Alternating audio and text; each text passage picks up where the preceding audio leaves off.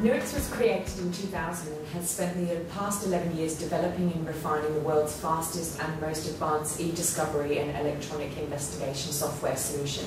In 2007, Nuix began to export and now has customers in over 23 countries, including Australia, New Zealand, China, Japan, Singapore, Hong Kong, India, UK, the European Union, United States and Canada. I'm here today with Eddie Sheehy, CEO, and Caroline Betts, Marketing Director of Nuix. And welcome, thank you for joining me this morning. Eddie, can you explain what eDiscovery software is? Of course. Over the last 15, 20 years, the world's generated ever-increasing quantities of email and electronic documents. They're stored in laptops, hard drives, file shares, email systems, and increasingly on SharePoint as well. When people do the wrong thing, or maybe they're not doing the wrong thing, the evidence is always in the email or increasingly in SharePoint. Nuix is by far the best software solution to be able to find that evidence, if it exists. What would you say is your technological competitive advantage? There are many individual reasons why there are, but it comes down to three things more than anything else. It's speed, scale, and simplicity. We're an order of magnitude faster than anybody else on the planet for what we do. We scale to billions of items where most of our competitors fall over after 10 million. And people are rather amazed that you can download a product as complicated as ours and have it working within minutes on their own problems. That's it really. Speed, scale, and simplicity. It's a good defining point to be able to set that aside to begin with, because you can then use that in your marketing.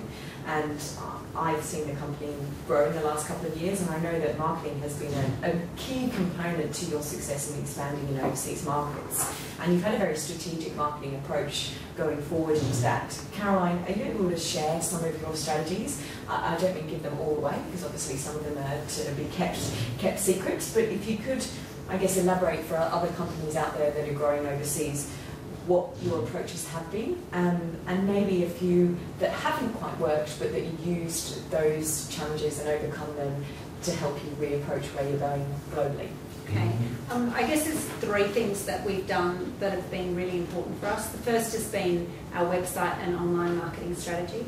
As an Australian company based in Sydney with most of our market overseas in so many countries, it's been really important to have a website that people could access easily, people could find information, people could request, whether it's demonstrations, they could find more information, they could find someone to contact. Also from an outreach perspective, we've put a lot of effort into growing our marketing database, enhancing and improving the integrity of that database, the segmentation of that, and then tailoring our messaging and our communication and to people, so that because we don't have enough arms and legs to make face-to-face contact or even telephone contact with everybody, that we can touch our customers and prospects in a very real and very tangible way using the online medium, and it's been very effective for us. The second thing has been event marketing, particularly in the Northern Hemisphere in North America. Event marketing is a way of life. We've had to first dip our toe in the water and just attend events, and at those first events we had very cheap pull-up banners, and we used to spend a lot of time networking with other booths to meet people, so it was a real networking exercise.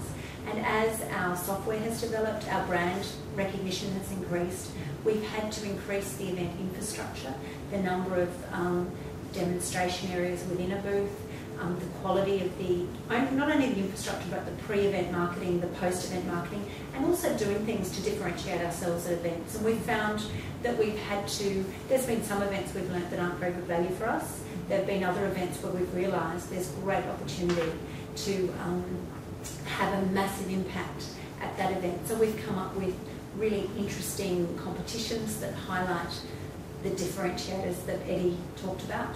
And special events that have been designed to show that we are a down-to-earth, fun Australian company. The third thing that's been really important in our marketing has been that it's been very much content-based marketing. So we haven't been in the business of getting email addresses and spamming people. We're very, very conscious of creating content that's of value to a particular segment.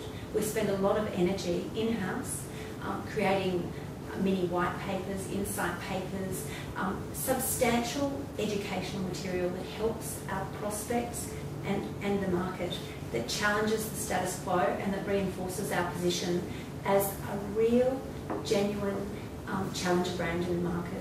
Okay, going back to point 2, you mentioned it to me just before, and I know the events are a big part of your marketing strategy.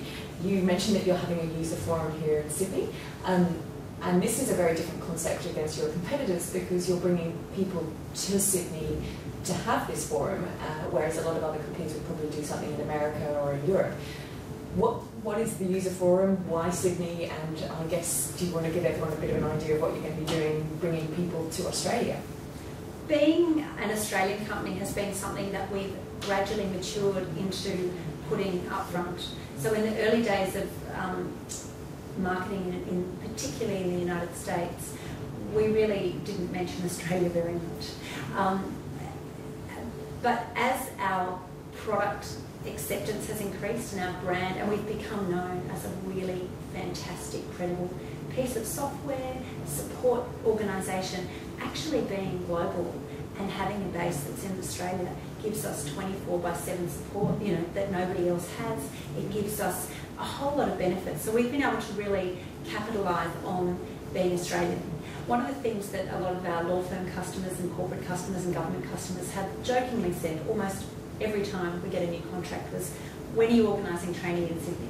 So and as a software company, wanting to start to host some sort of user forum, we thought, well, instead of just holding it in the States or in the UK or somewhere where everybody lives, why don't we create something that's more of a unique event, a real experience that actually also brings people down to where our development has occurred. So it's not just about coming to see the Sydney Opera House and the Harbour Bridge, although we have really made an experience that's going to be great for collaboration, education, networking, but also maximising the opportunity for them to experience the great city that Sydney is. At the same time, because we recognise not everybody can afford the time or the budget to come to Sydney, we are also running something called a Nuix bootcamp, which is rolling out in many cities across the United States as a one-day intensive user training experience. So they're almost little mini user forums. So it would have been foolish just to have the exchange in Sydney and not provide a user event where people are located. It would have almost been a little arrogant, I think. So we've countered that with the boot camp. The boot camps as well. Yeah. Well, I think it's great that you are holding it in Sydney because actually you're contributing to the tourism exports in Australia, so it's a double whammy. And I guess having Oprah film a show here and that just having gone live in America is also a good tourism inspiration for people to come down here and actually see what it's like. Absolutely. The US actually is a rather daunting place, I think, for Australian companies to commence to. It's a huge market, and actually each state is in itself a bit like its own separate market. Particularly in the ICT space, I can imagine it's quite challenging for Australian companies to compete, but you've done really well. Was there an approach for expanding into the US? Is there anything specific you could share with us on how you sort of captured that market and have done well? I would say the market isn't completely captured yet. There's still a few fish out there that we need to haul in. It's a huge market, and I suppose the answer to that is, how do you eat an elephant? You eat it one bite at a time. We went after the idea of collecting a small number of excellent people first. We ingrained a concept of excellence that mirrored the quality of the product. So fabulous support, fabulous presentations, fabulous demos, and then as our customer base grew, the marketing almost helped itself. Sure, we were doing a lot ourselves, but the word of mouth spread, and the word of mouth has done a huge amount of benefit for us. And as we brought on more people, we made sure we always had more technology staff than we had salespeople. So there was never any problem with the way that customers would experience either the pre-sales or post-sales Nuix. We always tell everybody it worked Nuix does what it says on the tin. And because of that, we actually had to make sure that everybody who was involved in Nuix was really good. That culture of excellence comes also to the whole concept that you can have 3 average people doing the job of one really great person, and those 3 average people will actually bring down the brand. And we don't have any average people working for us. We really target people who have that acceptance that they're part of something excellent, and we remunerate them really well. But they're all part of the upside as well. Everybody is incentivized by an option plan, so that if and when Nuix is sold for $3 billion, then they all get their share. That's great. And you've chosen a different method of going into these markets, and we were talking earlier before about that you've largely chosen to go direct selling, especially in the US. Can you elaborate a bit more on that and why you've chosen that method and why it works? There's probably 4 different verticals inside our market, and 3 of them are relatively well defined. There's the law firm market, there's the litigation support vendors, and there's the regulatory environments. You know, we all know who they are. There's a lot of them, don't get me wrong, but we can target those directly, and we can get a reputation there. They're also the people with the most regular problems. So our view was, if we could go to the people that we could identify easily,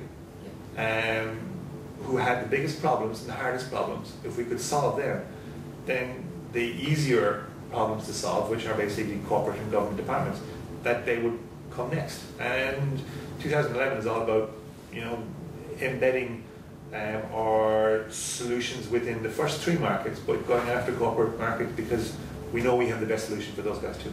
Yeah.